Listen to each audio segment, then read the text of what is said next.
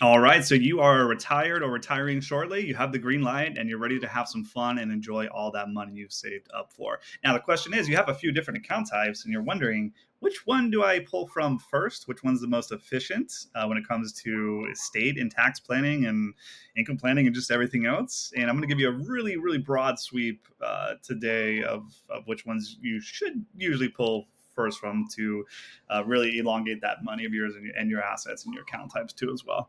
Okay, so there's basically three account types here that I usually see the most when I'm working with clients. The bulk of the money is going to be in the first one, which is going to be traditional or pre-tax monies. That's going to be in usually a traditional 401k of sorts or a traditional IRA or a rollover IRA, etc. Those are all pre-tax monies, meaning that you have not paid any taxes on those yet. And so any growth and distributions will continue to compound, which is not a bad thing, obviously, if it's growing. But what grows with you is the taxes on the distribution. So again, these account types that I just mentioned are taxable to you forever, and they are taxable to your beneficiaries as well too, unless you were to do something like convert some amounts to Roth and so on. But basically, this is a tax bill that the IRS is waiting on and floating out with you. So at a certain age, you're going to have what's called RMDs or required minimum distributions come out from these two as well. That's, it's anywhere between, currently there's a lot of changes around it, but it's 72 to 75 is roughly the age range based on your birth year. They're going to make you take out a certain percentage of these things a year. Based on mortality tables until the whole thing's gone. If you don't use it all, again, it goes to your beneficiaries. It's taxable to them within currently a 10-year frame. And again, there's more rules changing around that too as well. So just make sure you stay updated on them. You talk to or work with a financial planner or financial advisor like myself or like others locally in your area too or whatever. Find one that works for you essentially and have those discussions. All right.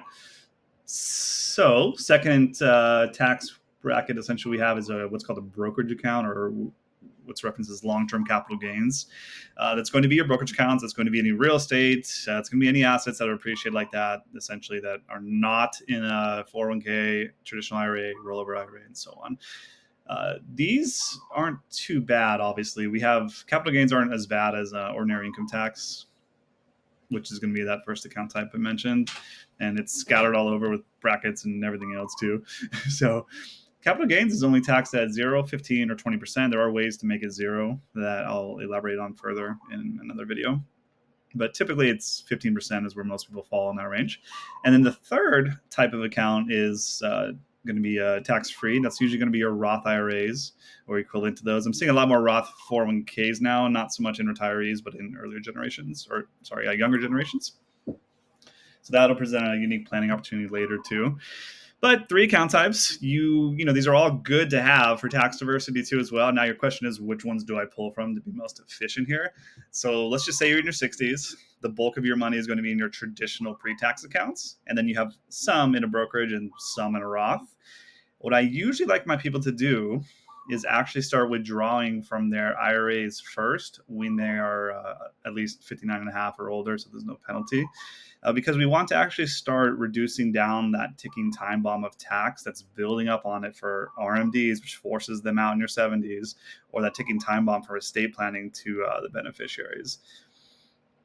So that's pretty generic. Obviously, you do need to be careful of your state tax that you live in the bracket there too as well.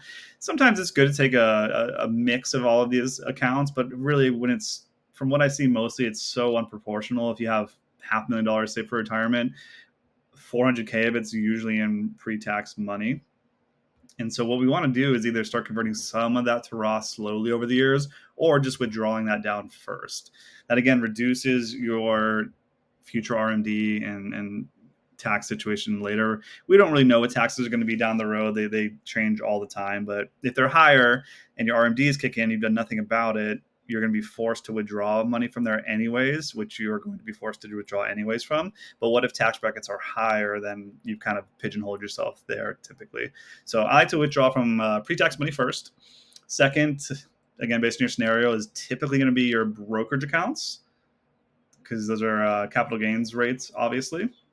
And what we want to do last is withdraw from the Roth because it is still growing for you tax-free and distributing for you tax-free. So if you can save that part to last, maximize those years of tax-free growth, essentially, that is really, really, really nice, not only for yourself, but for your estate plan down the road too, because then your beneficiaries inherit that Roth money tax-free. They inherit it tax-free no matter what, because you've already paid tax on the principal. But there is a distribution window on that as well too for the beneficiary. That's typically 10 years. But again, the more you can just let that thing sit, stay invested, compounded, and growing tax-free, the better. So in that order, typically I'm going to have you withdraw from your IRA first, or your pre-tax money first, brokerage accounts next, Roth account third, based on each year's variables, essentially on your income, on your brackets and whatnot too. We may alter those slightly. We may mix a few of those together and whatnot.